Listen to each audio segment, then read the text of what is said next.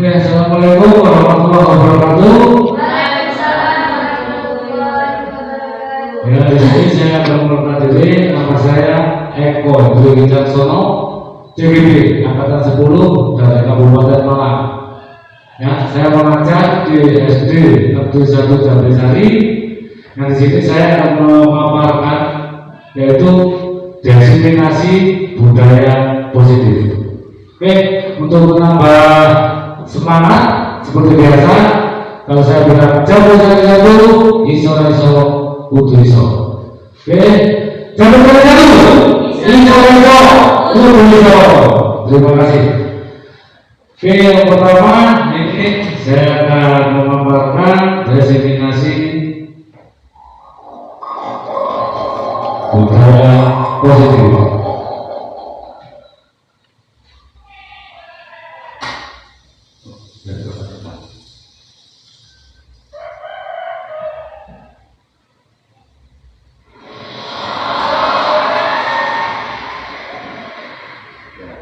Ini adalah mulut dari guru penggerak, yaitu tergerak, bergerak, menggerakkan. Oke, selanjutnya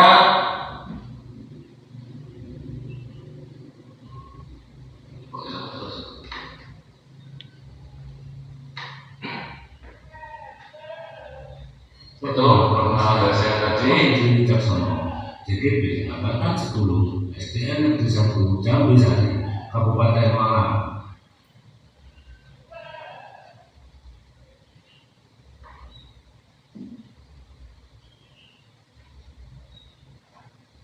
Ya, selanjutnya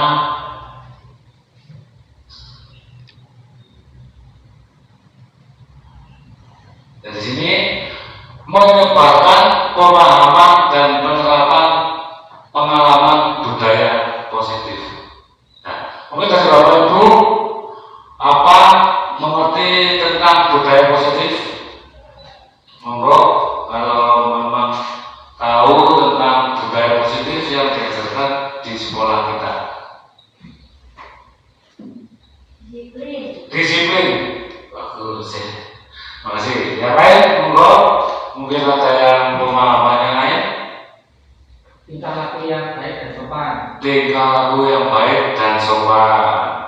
Ya, terima kasih untuk pemahamannya yang tadi, yaitu selanjutnya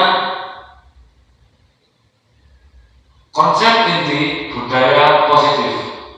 Nah, konsep inti budaya positif di sini itu ada perubahan paradigma belajar. Yang kedua, disiplin positif. Yang ketiga, nilai-nilai kebijakan. Yang keempat, kebutuhan dasar manusia. Yang kelima, motivasi perilaku manusia. Yang keenam, posisi kontrol guru. Dan yang ketujuh, keyakinan kelas. Terakhir, segitiga restitusi. Oke, untuk yang pertama yaitu perubahan paradigma belajar. Ada yang apa? Paradigma belajar, perubahan paradigma belajar. Oke, untuk paradigma belajar adalah ya di situ cara kita melakukan pembelajaran agar bisa disebut nanti itu ada yang diferensiasi atau itu. Selanjutnya disiplin positif. Disiplin positif adalah itu bisa kepada murid atau juga guru. Kalau pada murid datang tepat waktu, tidak melakukan kesalahan yang ada di sekolah. Sama, Bapak Ibu guru juga sama. Datang tepat waktu, memberikan contoh yang baik, menjadi tauladan yang baik. Nilai-nilai kebajikan. Yang ketiga, nilai-nilai kebajikan kita sebagai guru, kita juga harus bisa memberikan contoh kebajikan atau kebaikan kepada rekan sejawat atau kepada anak didik kita. Kebutuhan dasar manusia. Dalam kebutuhan dasar manusia ini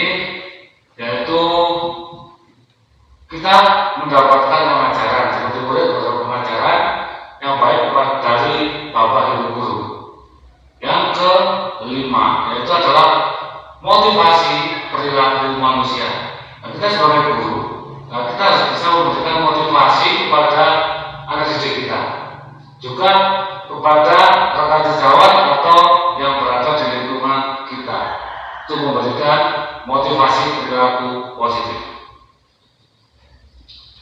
Dan yang keenam, posisi kontrol guru. Posisi kontrol guru untuk hal ini kita menggunakan kontrol guru. Biasanya guru-guru menggunakan kontrol guru. Saya bisa mengontrol anak ini. Nah, itu sebetulnya kurang benar, ya. Di situ nanti guru tidak harus mengontrol guru murid. Ya, di situ nanti ada pembahasan lagi di slide selanjutnya. Yang ketiga, yang ke-7, keyakinan kelas. Keyakinan kelas itu harus sama dengan peraturan kelas. Nah, ya, ada yang tahu keyakinan dan peraturan kelas? Keyakinan itu apa? Peraturan itu apa? Kok gak peraturannya sih? Kok keyakinan? Mungkin Bapak Ibu ada yang tahu?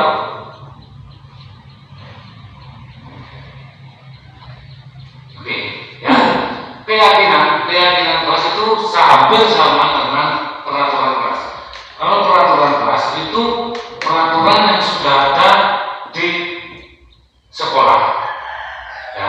Kalau keyakinan kelas itu hanya dilakukan di kelas-kelas yang Bapak Ibu ampuh. Misalkan di kelas 5 Bapak Wib itu memberikan keyakinan kelas kepada siswanya. Yang membuat keyakinan kelas ini bukan guru, melainkan siswa. Kita membuat metrik. Misalkan dari 25 siswa, keyakinan kelas yang pertama itu apa? Semua menulis kasih kertas. Jujur misalkan, datang tepat waktu misalkan, tidak boleh mengolok-olok teman. Nah, itu nanti dikumpulkan jadi satu untuk menjadi keyakinan kelas, dan itu nanti disepakati oleh seluruh peserta kelas yang ada di kelas tersebut. Nah, jika melanggar itu hukuman. Biasanya Bapak Ibu memberikan hukuman, tapi dalam konsep inti budaya ini tidak ada hukuman, Bapak Ibu, adalah konsekuensi. Dan konsekuensi itu nanti itu munculnya bukan kita suruh atau disuruh teman atau disuruh orang lain, tapi konsekuensi itu diambil oleh anak didik kita sendiri tanpa bantuan atau tanpa perintah dari orang lain. Nah, yang ketiga, yang ke-8, segitiga restitusi. Ya, segitiga restitusi ini adalah contohnya kita menstabilkan kondisi anak. Itu misalkan anak melakukan kesalahan, siswa melakukan kesalahan, kita tidak boleh langsung memberikan hukuman atau mengecek anak itu kamu salah, itu tidak boleh. Ya, jadi segitiga restitusi ini nanti kita menstabilkan anak. Kenapa kamu lakukan? Dan kalau itu kamu lakukan sebabnya apa? Nanti di situ ada. Ya, itu untuk segitiga restitusi. Dari ke-8 ini ada ditanyakan, Bapak Ibu? Oke, kalau tidak ada langsung lanjut.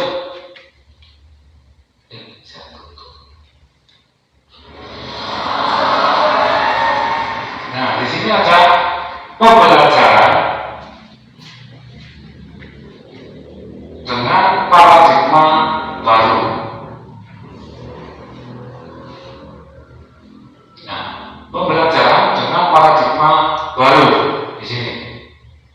Mohon maaf.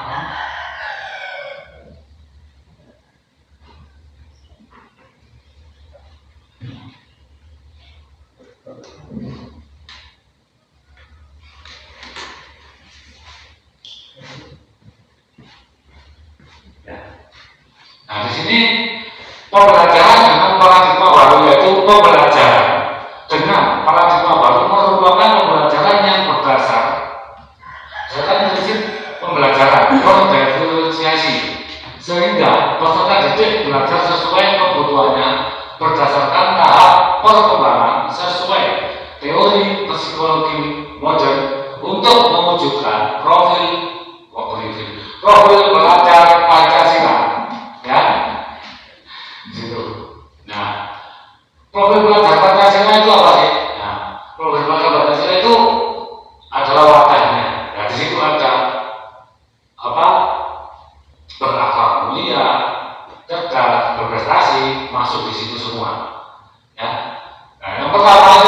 beriman dan bertakwa kepada Tuhan yang Maha Esa dan berakhlak mulia. Ya, di situ berakhlak mulia itu apa? Setiap hari Jumat kita melakukan istighosa dan juga siang sholat gitu. Sebelum pelajaran membaca doa. Yang kedua, berkebinekaan global. Nah, di situ kita tidak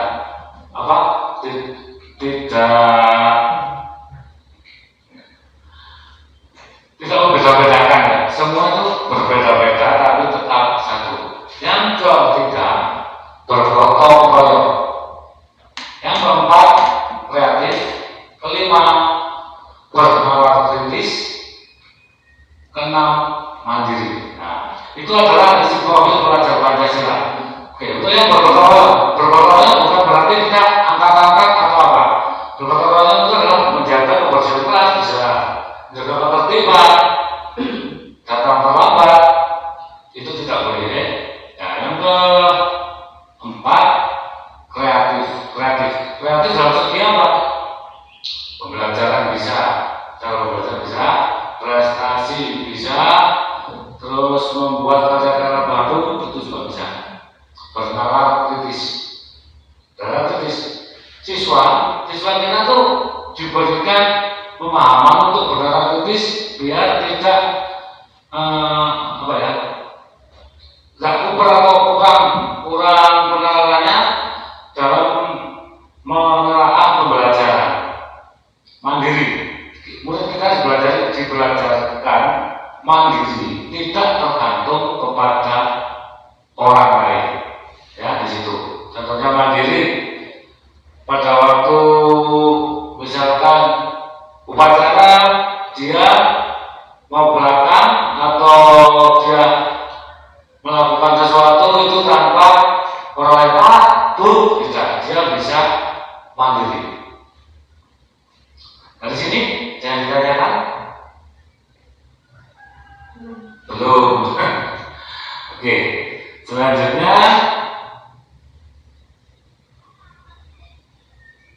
miskonsepsi tentang teori kontrol. Nah, di sini seorang guru mengapa disebutkan miskonsepsi? Karena pemikirannya beda ya. Sini yang pertama, ilusi guru mengontrol murid. Nah, guru itu kalau zaman dulu atau yang lampau itu guru selalu mengontrol murid. Kamu tuh ini, kamu harus kayak gini, kamu harus kayak gini. Tapi dalam pembelajaran ini tidak. Nanti guru itu sebagai manajer sebetulnya, oke? Itu yang pertama. Nanti kita bahas lagi. Yang kedua, ilusi bahwa kritik dan membuat rasa bersalah mampu menguatkan karakter. Nah, kalau dulu kita kepada siswa kita selalu kamu salah, akhirnya murid kita takut, ya, takut bersalah. Waduh, kalau telah untuk dihukum. Waduh, aku yang ini untuk dihukum. Akhirnya siswa itu tidak masuk sekolah. Pokoknya tidak masuk sekolah karena takut dihukum. Oke? Tuh. Yang ketiga, ilusi bahwa semua pengetahuan positif, efektif, dan bermanfaat. Pokoknya yang dikatakan guru, yang dijelaskan guru itu adalah bermanfaat. Belum tentu, ya, di situ. Yang keempat, ilusi bahwa orang dewasa berhak memaksa. Nah, ini yang sering terjadi ini. Ilusi bahwa orang dewasa berhak memaksa. Pokoknya saya mau gede itu biasanya memaksa, kepada anak atau kepada siswa. Itu salah. Selanjutnya, mengubah paradigma stimulus respon ke pendekatan teori kontrol. Yang pertama, stimulus respon. Realitas kebutuhan kita sama. Itu dalam stimulus respon. Kalau dalam teori kontrol, realitas kebutuhan kita berbeda. Nah, antara kebutuhan murid, antara kebutuhan guru berbeda. Antara murid satu dan murid yang lain juga berbeda. Makanya cara perlakuan kepada individu murid itu berbeda. Oke? Untuk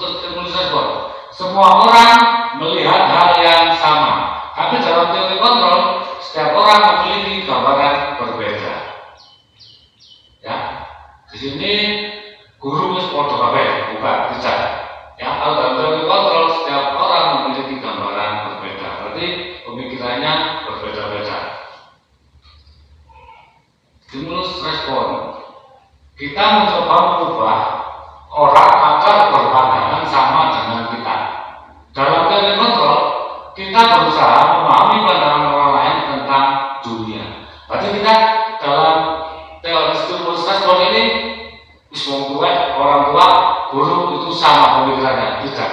Ya, dalam teori kontrol kita berusaha memahami pandangan orang lain tentang dunia. Nah, kita pandangannya berbeda setiap individu. Terus dalam stimulus respon, perilaku buruk dilihat sebagai suatu kesalahan. Teori kontrol, semua perilaku memiliki tujuan. Nah, kalau kita sebagai guru belajar, perilaku buruk itu mesti salah. Nah, mesti salah kata itu. Tapi ternyata dalam teori kontrol, semua perilaku memiliki tujuan. Oh, salah karena tujuan. Nah, dia berbuat salah itu kenapa? Nah, di situ nanti kita keluar. Hari ini kita harus bisa memahami di situ. Hari ini boleh terkonek telat. Nah, pokoknya terkonek nggak salah. Nah, kalau biasanya kayak gitu ya. Dalam teori kontrol itu tidak boleh. Semua perilaku memiliki tujuan. Hari ini telat karena orang tuanya kayak gini, nggak ada yang nyaman baju, nggak ada apa. Akhirnya dia telat. Nah, setelah kayak gitu kita memberikan nanti menstabilkan anak itu, nanti ada sendiri. Ya. Stimulus respon, orang lain bisa mengontrol saya. Teori kontrol, hanya Anda yang bisa mengontrol diri sendiri. Biasanya kita kepada atasan atau kepada yang lebih kepada kita sering, kamu harus kayak gini, kamu harus kayak gini, kamu harus kayak gini. Ya, itu dalam stimulus kontrol. Tapi kalau teori hanya Anda, berarti saya kalau Bapak Ibu sekalian itu bisa mengontrol Anda sendiri. Contohnya kemarin pada waktu kita di sini memegang uang 100.000, ya, memegang uang 100.000. Terus dibujuk sama teman kita, tanganmu bukan, dibunuh bener sama. Apa untuk Bapak Ibu sekalian mau nggak membuka tangan ini? Ya. Kan tidak mau ya. Nah, berarti yang mengontrol itu adalah diri kita sendiri. Kita nggak mau masih dibujuk model apapun. Kalau kita mempunyai teori kontrol, hanya kita yang bisa membuka tangan ini. Meskipun harganya lebih besar yang di depan kita daripada daripada yang di dalam tangan kita. Bukan tanganmu, lu tak perlu boleh bakso di kono, jangan mana kan 100.000. Kalau Bapak Ibu sekalian tidak mau, ya tetap nggak bisa dibuka tanpa dikontrol orang lain. Maksudnya kayak gitu. Terus selanjutnya stimulus respon. Saya bisa mengontrol orang lain. Teori kontrol, Anda tidak bisa mengontrol orang lain. Nah, sama masalah kebalikan yang tadi. Hanya Anda. Nah, kalau di sini Anda tidak bisa. Karena kenapa? Setiap manusia, setiap orang, setiap individu itu mempunyai kontrol masing-masing. Ya, stimulus respon. Pemaksaan ada pada saat rujukan gagal. Teori kontrol, kolaborasi dan konsensus menciptakan pilihan-pilihan baru. Nah, kita harus mempunyai pilihan. Nah, ini tangan mata buka berarti aku harus kayak gini. Ya, kita harus mempunyai pilihan-pilihan. Tapi kalau ini pemaksaan, klek tangan kita buka, tak ketok tangan. Nah, itu nggak boleh. Ya. Stimulus respon, model berpikir menang kalah. Teori kontrol, model berpikir menang-menang. Nah, ini bedanya di sini. Kita kalau kontrol, kalau ada teori kontrol, kita berpikirnya menang-menang. Kok menang-menang Pak? Ya betul. Nah, berarti kita yang mengontrol diri kita sendiri di sini. Ada pertanyaan di sini? Mengubah paradigma stimulus respon ke pendekatan teori kontrol. Kalau ada selanjutnya disiplin positif. Disiplin positif berasal dari kata disiplina, yang artinya belajar disiplin, mengacu pada disiplin diri yang memiliki tanggung jawab terhadap apa yang dilakukan berdasarkan nilai-nilai yang diyakini. Ya, yang kedua, disiplin positif merupakan salah satu cara menerapkan disiplin yang bertujuan untuk menumbuhkan kesadaran serta memberdayakan peserta didik tanpa imbalan atau reward, ancaman atau hukuman. Ya. Yang pertama ini adalah belajar disiplin disiplin mengacu pada disiplin diri. Nah, berarti kita sebelum memberikan pada orang lain atau siswa kita harus dimulai dari diri kita harus belajar disiplin dulu, kita harus baik dulu, baru kita memberikan orang kepada anak didik kita. Yang kedua ini adalah disiplin merupakan salah satu cara penerapan. Nah, di sini sering untuk iso ini saya kasih reward itu bisa membuat anak menjadi lebih baik lagi, juga bisa membuat anak menjadi down. Karena kenapa? Dia mengejar reward ini. Nah, ancaman atau hukuman. Nah, kebetulan untuk dihukum. Nah, kita harus mulai posisi kontrol tadi. Ya. Sebagai pendidik, tujuan kita adalah menciptakan peserta didik yang memiliki disiplin diri sehingga mereka berperilaku mengacu kepada nilai-nilai pendidikan universal dan memiliki motivasi intrinsik dalam perubahan perilaku ke arah yang lebih baik. Tuh, monggo sekalian diminum apa itu. Selanjutnya, nilai-nilai kebijakan, nilai yang disepakati bersama, lepas dari suku bangsa, agama, bahasa, maupun latar belakang. Contoh, nilai kebijakan institusi atau organisasi. Nah, yang di sini pertama, wakil pelajar Pancasila, beriman dan bertakwa pada Tuhan Yang Maha Esa dan berakhlak mulia, berkepentingan global, gotong royong, mandiri, kreatif dan bernalar kritis. Nah, yang kedua, ibu, primary program. Nah, ini teori rasa hormat, integritas, mandiri, menghargai, antusias, empati, keingintahuan, kreatif, kerjasama, percaya diri, dan komitmen. Keterampilan hidup, life skill. Nah, setiap orang kita harus mempunyai keterampilan. Tantangan itu apa ya? Nah, itu nanti digali. Apa keterampilan yang bisa dimunculkan dari dalam diri kita? Dapat dipercaya. Lulus hati, benar yang adil, tidak merendahkan orang lain, dan memberikan yang terbaik dari diri. Ya, terbaik dari diri. Itu nilai-nilai kebajikan yang harus dimiliki tiap guru. Selanjutnya, kebutuhan dasar manusia. Setiap manusia memiliki kebutuhan dasar, yaitu kebutuhan dasar manusia adalah segala sesuatu yang kita lakukan untuk mendapatkan apa yang kita inginkan. Seluruh tindakan yang kita lakukan adalah dalam rangka agar kebutuhan dasar kita terpenuhi dengan baik. Nah, untuk cara mendapatkan kebutuhan manusia di sini, kita harus mempunyai kemauan untuk mengejar sesuatu yang kita inginkan, ya, dengan cara yang benar. Selanjutnya, 5 kebutuhan dasar manusia. Di sini ada bertahan hidup, kasih sayang, dan rasa diterima, penguasaan, kebebasan, kesenangan. Nah, dalam bertahan hidup itu makan, minum, tempat tinggal, keamanan, dan kesehatan. Ya. Setiap manusia kita harus bertahan hidup. Apa caranya? Bagaimana caranya bertahan hidup? Kita satu, bekerja. Kita mencari pekerjaan untuk bertahan hidup di sini. Tempat tinggal, diproduksi untuk bertahan hidup. Kasih sayang dan rasa diterima, dipedulikan, berbagi, kerjasama. Kita harus bisa mendapatkan hati orang lain agar bisa diterima dan disayang. Itu mesti kebutuhan dasar dari manusia. Oh, disayang itu pasti suka. Oke? Penguasaan, harga diri, ingin dianggap, pemimpin berprestasi, diakui, didengar. Nah, itu merasa dia nanti di situ aku ingin dianggap.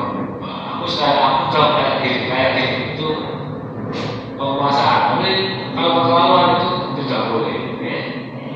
kebebasan mandiri, memiliki pilihan, mencoba dan mencoba baru bisa mengendalikan diri. Sama kayak tadi, mandiri, penguasaan, kebebasan.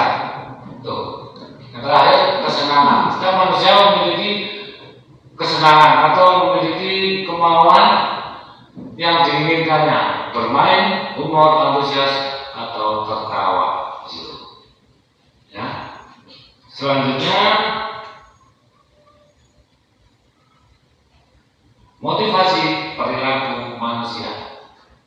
Motivasi perilaku manusia itu ada tiga. Yang pertama adalah untuk menghindari ketidaknyamanan dan hukuman. Yang kedua, untuk mendapatkan imbalan, penghargaan dari orang lain.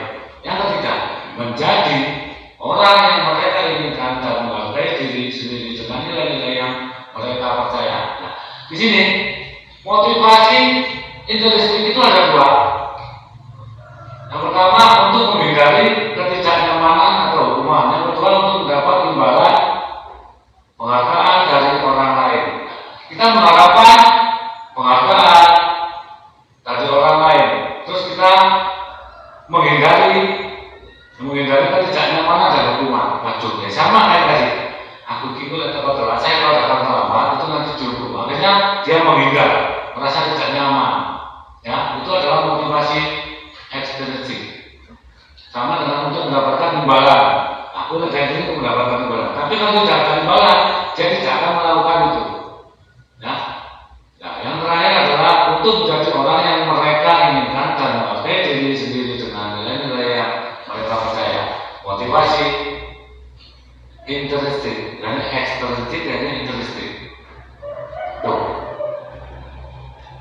Lanjut. Nah, ini yang dimiliki setiap guru harus mengetahui semua ini. Hukuman, konsekuensi, dan restitusi. Hukuman tidak terencana atau tiba-tiba. Murid tidak tahu apa yang akan terjadi, tidak dilibatkan. Bersifat satu arah, berupa hukuman fisik atau psikis. Konsekuensi terencana, disepakati sesuai peraturan. Kedua murid tetap dibuat tidak nyaman. Sikap guru selalu memonitor murid. Restitusi, proses menciptakan kondisi bagi murid untuk memperbaiki kesalahan. Kedua, proses kolaboratif yang mengajarkan murid untuk mencari solusi sendiri. Ya, hukuman itu tidak terencana. Ya, di sini tidak terencana atau tiba-tiba.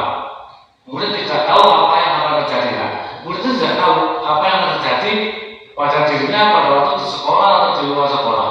Ya, itu nanti misalnya dia melakukan kesalahan kan tidak terencana. Akhirnya guru mendapatkan hukuman, guru memberikan hukuman.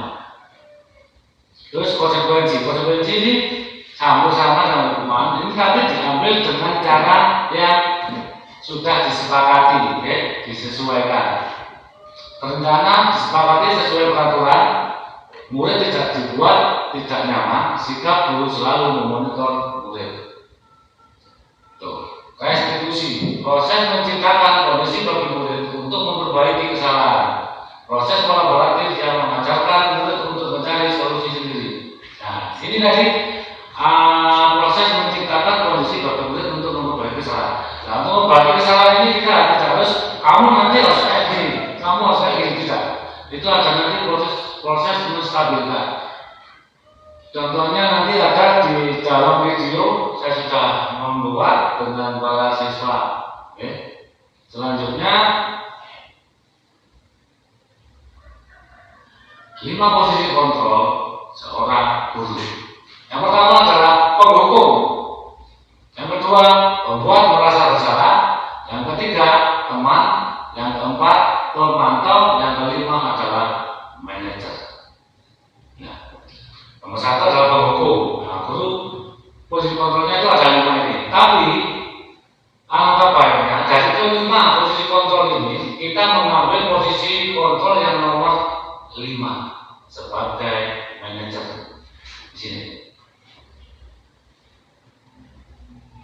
Nah, ini adalah contoh penerapan 5 posisi kontrol guru. Kasus siswa tidak memakai atribut dan topi lengkap saat upacara. maksud hormat pada bendera 1 jam, hukuman. Ya, itu adalah hukuman. Kasus kedua, berpakaian. Berapa kali, ini adalah pertanyaannya, berapa kali bapak atau ibu memberitahu kamu selalu saja menjawabkan bapak. Itu adalah membuat merasa bersalah. Kayak ditekan, kok ini pacet ya, dikandani. Kasarnya kayak gitu ya. Untuk yang biasa kita lakukan, biasa jawabnya kayak gitu. Itu mengecewakan bapak ibu. Kasus yang kedua. Selanjutnya, siswa tidak memakai atribut dan topi sama tadi lengkap. Nah, ini caranya. Sebagai manajer, kita sebagai guru sebagai manajer kasus, ya. Apakah kamu tahu kesalahanmu? Nah, kita harus kayak gitu. Gak harus kamu salah, kamu tidak memakai, tidak boleh. Apa kamu tahu kesalahan kamu? Nah, harus kayak gitu sebetulnya. Ya, tapi itu harus bisa kita lakukan secara bertahap. Ya, kira-kira bagaimana kamu memberikan dan memperbaiki kesalahan kamu. Akhirnya anak-anak atau siswa itu memberikan cara atau modal sendiri untuk memberikan ini memperbaiki kesalahan. Saya harus kayak gini bu. Nah, itu muncul dari anak-anak itu sendiri. Oke. Selanjutnya,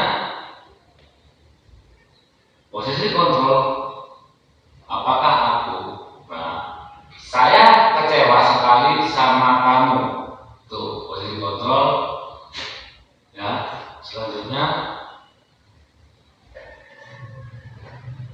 kamu tidak pernah benar melakukannya. Itu kata-kata yang punishment. Nah, ini menstabilkan. Apa rencanamu untuk menyelesaikan masalah ini? Nah, nanti anak muncul dengan sendirinya. Itu anak bisa memberikan penyelesaian di situ. Tidak harus guru yang memberikan kamu kayak gini, tidak. Anak itu sendiri yang memberikan penyelesaian masalah tersebut atau kasus tersebut. Ayolah lakukan demi bapak ibu. Nah, tuh. Selanjutnya,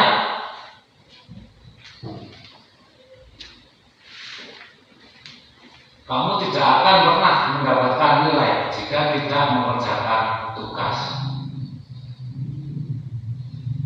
Keyakinan kelas. Nah, ini keyakinan kelas. Dalam keyakinan kelas itu makanya disetujui, ya, disetujui sama siswa anggota kelas tersebut. Mengapa keyakinan kelas? Ya, bukan peraturan kelas yang tadi. Ini keyakinan kelas. Kok keyakinan kelasnya kok bukan peraturan kelas? Ya, di situ. Kalau peraturan itu bisa dibuat dari pihak sekolah yang sudah ada. Kalau keyakinan kelas itu dibuat, yang membuat adalah anak-anak sendiri dengan persetujuan atau keyakinan anak-anak untuk apa di dalam kelas tersebut.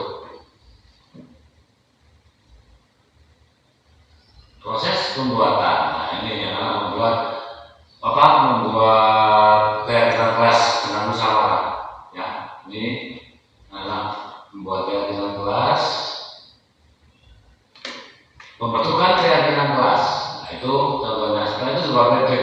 Nah, setelah ini nanti dapat kayak gini nih, nanti di situ kita pilih yang lebih relevan, yang disetujui dengan karakter anak-anak yang mau dibuat keyakinan kelas. Satu, bersifat abstrak, berupa pertanyaan universal, dibuat dalam pernyataan positif, sedikit agak mudah diingat. Sesuaikan dengan kondisi kelas dan sekolah sehingga mudah diterapkan. Semua warga sekolah atau kelas dilibatkan saat membuat keyakinan kelas. Monggo, harus disambi. Selanjutnya, segitiga restitusi. Nah, ini dalam segitiga restitusi itu ada 3. Validasi tindakan yang salah, menanyakan keyakinan kelas, menstabilkan identitas. Suatu proses dialog yang dijalankan oleh guru agar dapat menghasilkan murid yang mandiri dan bertanggung jawab. Kayak tadi itu,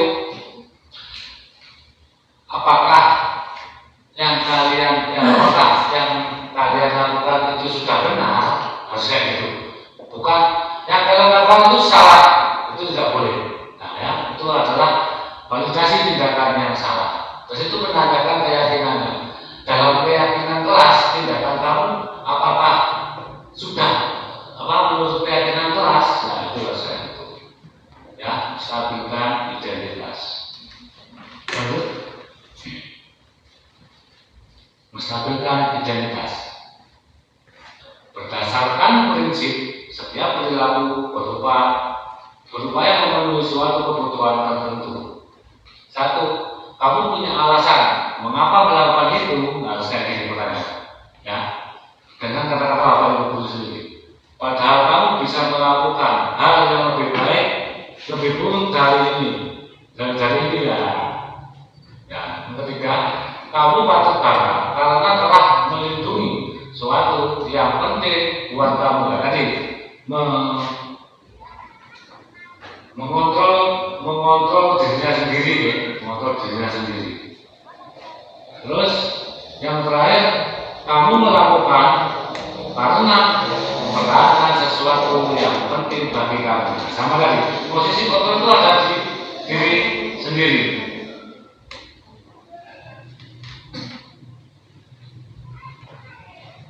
Validasi tindakan yang salah berdasarkan prinsip pembuatan kesalahan adalah bagian dari proses pembelajaran. Nah, validasi tindakan yang salah, berbuat salah itu wajar. Tidak ada manusia yang sempurna. Bapak Ibu juga pernah melakukan itu.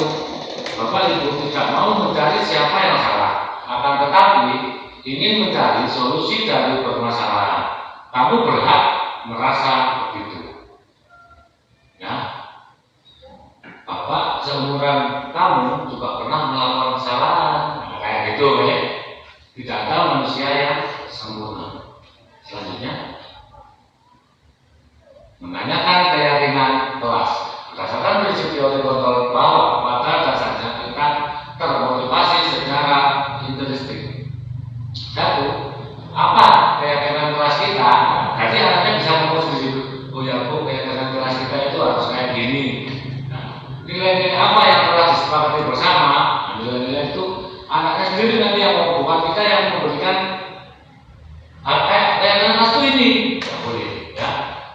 Seperti apa gambaran sebuah kelas yang ideal menurut kamu? Kamu ingin menjadi orang yang seperti apa? Itu nanti anaknya sendiri yang mengungkapkan. Selanjutnya, nah ini contohnya.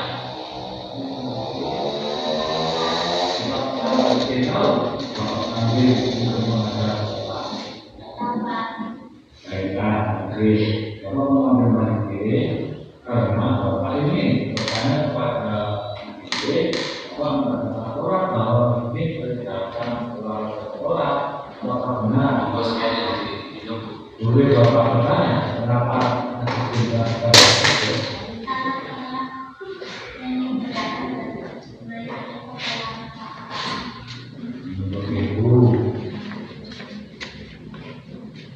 Berapa puluh menit?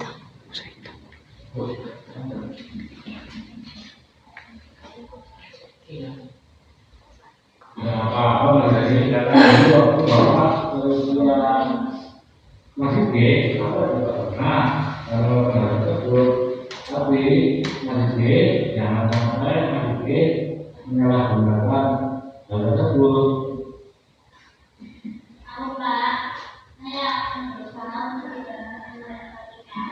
Ada juga sendiri aja lewat HP. Yang ada di situ banyak materi atau pelajaran yang bisa diambil. Ini kata sedikit.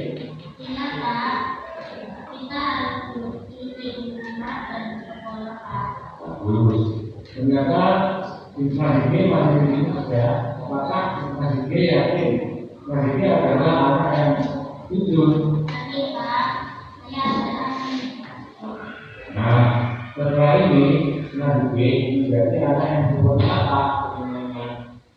Saya ingin menjadi anak yang jujur dan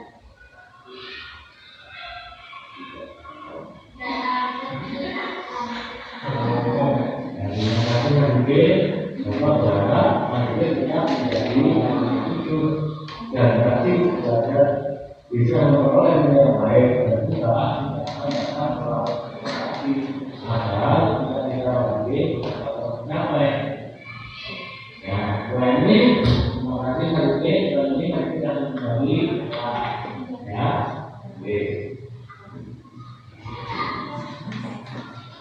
Ya, itu contoh penerapan segitiga restitusi.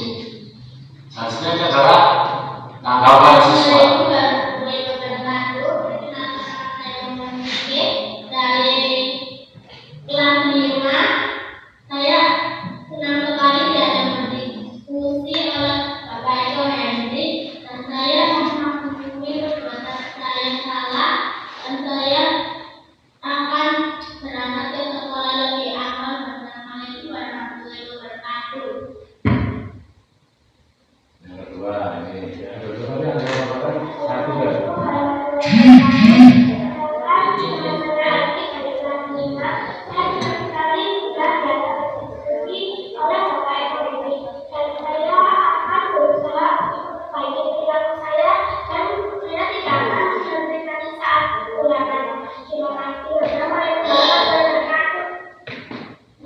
Itu adalah penerapan segitiga restitusi yang sudah saya lakukan.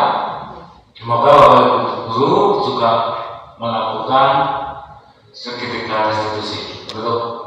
Dalam penerapan program disiplin positif, hendaknya guru memiliki standar kepribadian, profesional dan sosial yang baik, di mana guru mampu menghadapi dirinya sebagai AMO atau manajer yang menuntut murid-muridnya menjadi insan yang mandiri, merdeka, dan bertanggung jawab.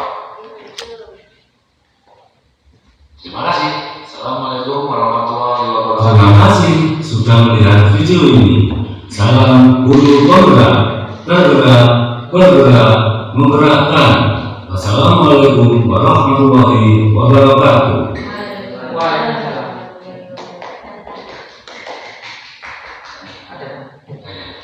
Oke, semua pemaparan sudah saya sampaikan. Mungkin ada pertanyaan dari Bapak Ibu. Monggo. Iya, Bapak. Misalkan di suatu ketika ada anak yang berkelahi itu bagaimana, Pak? Yang berkelahi itu mana? Satu anak yang secara mental dia kekurangan dan dia dibully dengan itu bagaimana? Berarti yang melakukan kesalahan melakukannya adalah yang dibully, Pak? Iya. Oke. Kita menggunakan segitiga restitusi. Ya, segitiga restitusi.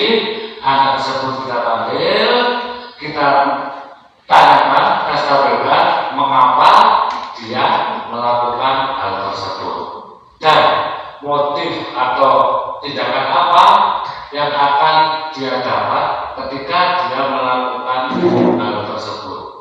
Gitu. Nanti anak sendiri bisa melihat yang ada di keyakinan kelas yang sudah disepakati oleh teman-temannya, Bapak. Begitu. Gimana, Pak? Oke, terima kasih. Yang lain monggo, Bapak. Oke, Bu. Baik, saya tanggapan positif dulu ya, Pak. Oke. Terima kasih hari ini Pak Eko sudah memberikan wawasan yang begitu bagus dengan diseminasi budaya positif ini. Alhamdulillah saya banyak belajar dari apa yang Pak Eko sampaikan, dan insya Allah nanti ketika pulang dari sini saya akan coba menerapkannya di sekolah saya, Pak. Terima kasih karena Pak Eko sudah memaparkan dengan panjang. Namun ada yang perlu saya tanyakan. Tadi saya tertarik dengan posisi kontrol guru sebagai manajer. Mungkin Pak Eko punya tips bagaimana supaya kita bisa menjadi guru yang ada di posisi kontrol itu, yang sebagai manajer. Itu saja, terima kasih. Oke, terima kasih Bu pertanyaannya. Nah, kita menempatkan kita sebagai posisi kontrol, ya. Nah, kita sebagai guru, kita harus bisa menempatkan kita sebagai posisi kontrol dan meninggalkan semua yang dulu kita sebagai orang tua yang mengontrol anak. Nah, itu sekarang kita tidak bisa kayak gitu, Bu. Untuk sebagai posisi kontrol kita harus bisa memberikan contoh terlebih dahulu, dan kita juga harus bisa menstabilkan anak dalam melakukan suatu kesalahan yang keluar dari keyakinan kelas yang sudah disepakati, dan anak tersebut harus kita stabilkan terlebih dahulu agar dia memahami apa yang dilakukannya adalah salah, tanpa kita memberikan hukuman, dan dia akan memberikan pengertian itu bahwa yang dilakukan adalah salah. Betul. Jadi Direstitusi dulu. Terima kasih ya Pak. Terima kasih. Oke, untuk yang tidak ngatur ya, terakhir ini SBT-nya biasanya itu saya mencontoh dari Pak Wib ya, Pak Wib biasanya senangannya banjir bentuk ini semua bahasa itu. Oke, di sini ada tepuk tangan, yaitu adalah tepuk minslap. Bentuk minslap. Nah, itu bagus, suka sekali itu. Oke Pak Wib, pokoknya bentuk nanti tepuk minslap biasa itu. Oke, tepuk minslap. Bentuk minslap. Pak mulai dulu. Oke.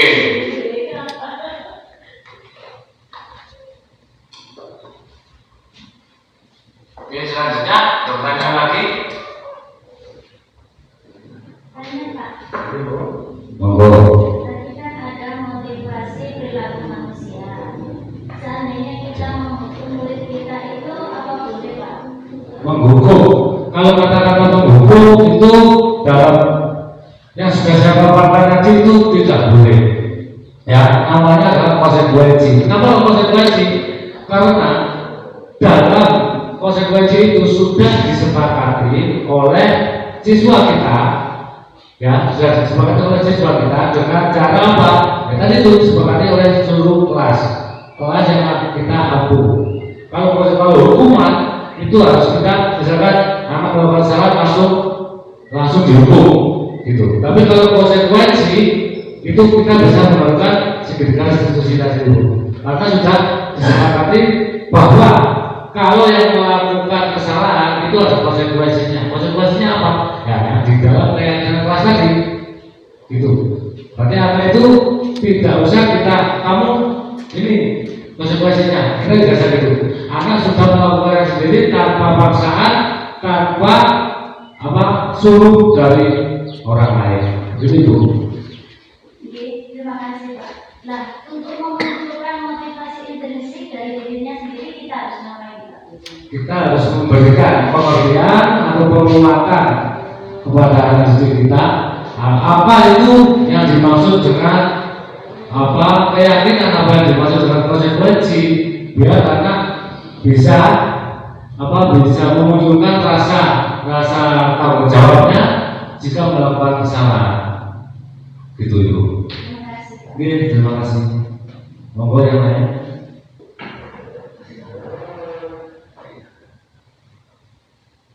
Oke. Ya. Oke Pak, Oke. terima kasih Pak. Oke. Ya. Terima kasih Pak atas pemaparan tadi. Jadi saya tertarik dengan materi yang tadi keyakinan kelas itu Pak. Keyakinan kelas. Apakah keyakinan kelas itu hanya siswa saja yang melaksanakan dan kita para guru hanya sebagai yang mentoring atau sebagai pemantau saja atau sebagai penghukum saja? Terima kasih Pak.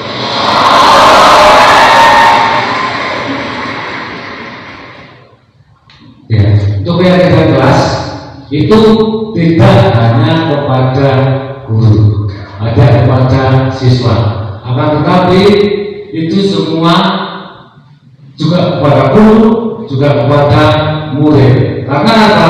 Karena sudah disepakati dalam kelas tersebut bahwa yang melakukan kesalahan atau melakukan hal yang tidak betul, tidak benar, itu sudah diyakini di dalam kelas tersebut. Misalkan guru melakukan kesalahan, berarti guru tersebut harus bisa sadar diri bahwa dia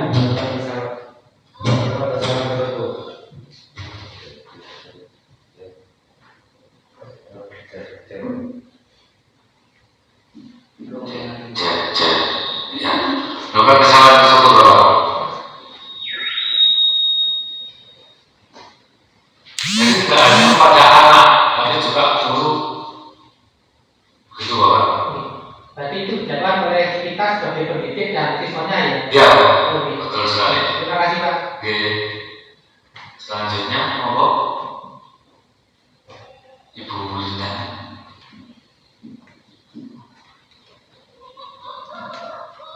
Ustaz Fatoni. Oh nggih, Bu Sri.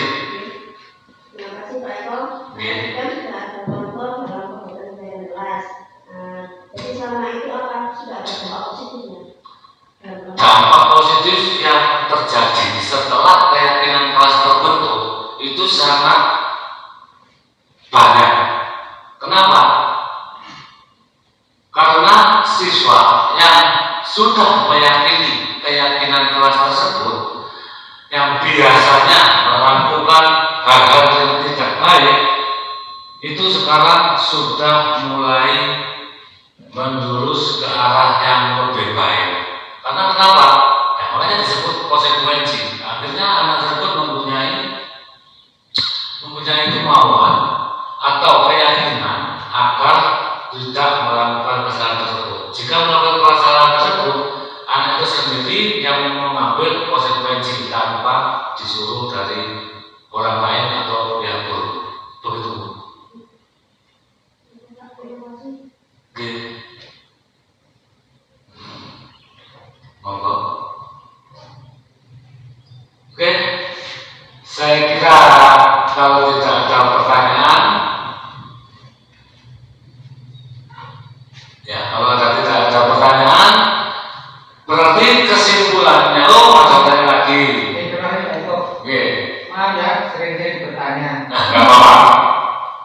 Jadi untuk materi yang saya tangkap dari presentasi Pak Eko tadi, berarti posisi kita sebagai guru tidak boleh menghukum ya Pak? Nggak boleh menghukum. Jadi kita setiap ada kejadian anak-anak, polisi kita harus menerapkan sertifikat restitusi. Oke.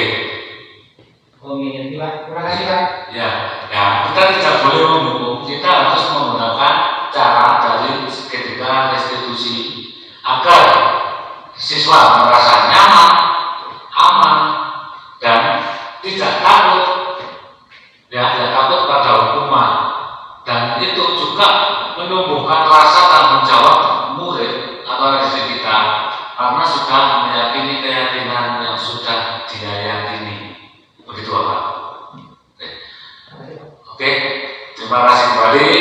Kalau tidak ada pertanyaan lagi, saya simpulkan bahwa di sini setiap kejadian atau setiap perilaku siswa yang melanggar itu adalah kita harus melakukan penstabilan melalui segitiga restitusi. Dan dalam segitiga restitusi itu kita harus memahami cara-cara untuk diberikan kepada anak didik kita. Begitu. Terima kasih. Saya akhiri. Wassalamualaikum warahmatullahi wabarakatuh. Waalaikumsalam. Terima kasih.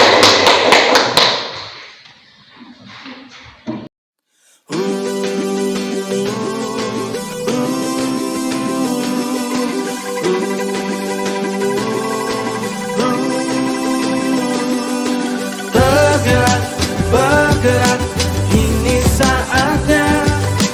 Bergerak, bergerak, ayo semua. Bergerak, bergerak, ini saatnya. Bergerak, bergerak, guru semua. Bergerak, bergerak, menggerakkan. Lakukan perubahan untuk pendidikan. Perjuangan di atas kertas dan ujung pena, merubah peradaban lebih baik dan bermakna. Suwadi Suryaningrat, pahlawan pendidikan. Pemikirannya hebat dengan 3 semboyan. Ingat sosung tuodo, hikmatnya mangun kaso, tuturi handayani, filosofi yang mumpuni. Ibu bapak guru hebat, ayo teruslah bersemangat untuk belajar sepanjang hayat. Respect, salam hormat, guru hebat. Tergerak, bergerak,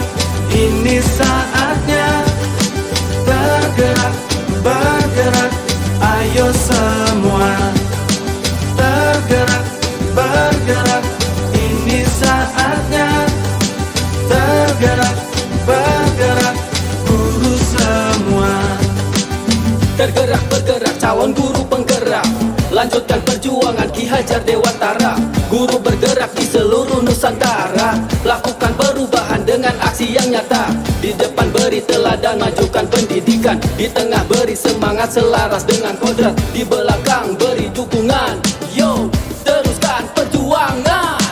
Didik baik-baik, ajari dengan hati. Tuntun dengan santun, maknai setiap potensi.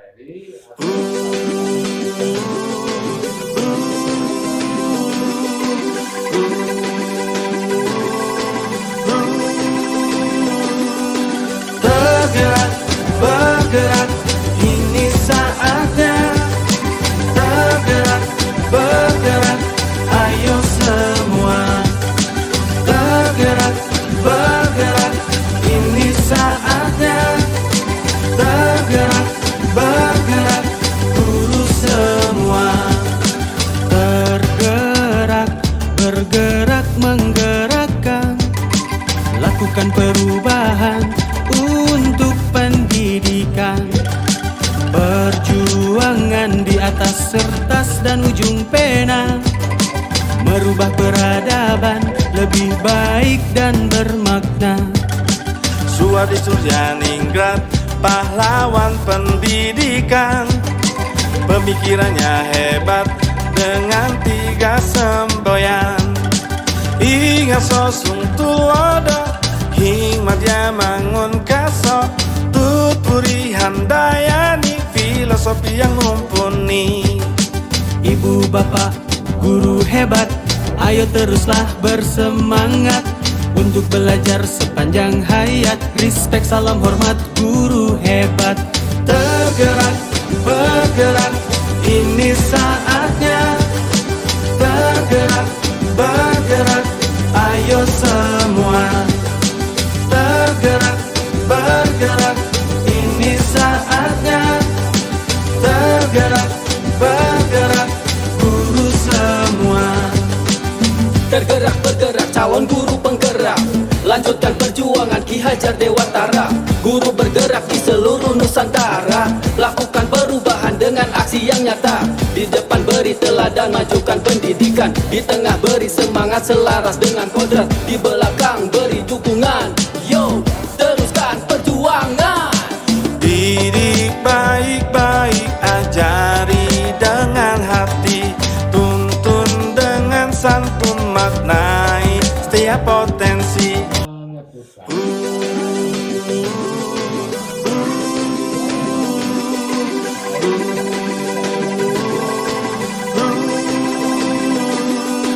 Tergerak, bergerak, ini saatnya. Tergerak, bergerak, ayo semua. Tergerak, bergerak, ini saatnya. Tergerak, bergerak, guru semua. Tergerak, bergerak, menggerakkan. Lakukan perubahan untuk pendidikan.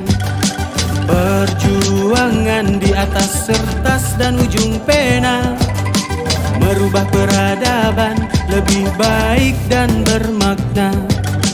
Suadi Suryaningrat, pahlawan pendidikan. Pemikirannya hebat dengan 3 semboyan. Ingat sosung tulodo, hikmat dia mangun kaso. Tut puri handayani, filosofi yang mumpuni. Ibu bapak guru hebat, ayo teruslah bersemangat untuk belajar sepanjang hayat. Respect, salam hormat, guru hebat. Tergerak, bergerak, ini saatnya. Tergerak, bergerak, ayo semua. Tergerak, bergerak. Terima kasih sudah melihat video ini. Salam guru penggerak, tergerak, bergerak, menggerakkan. Wassalamualaikum warahmatullahi wabarakatuh.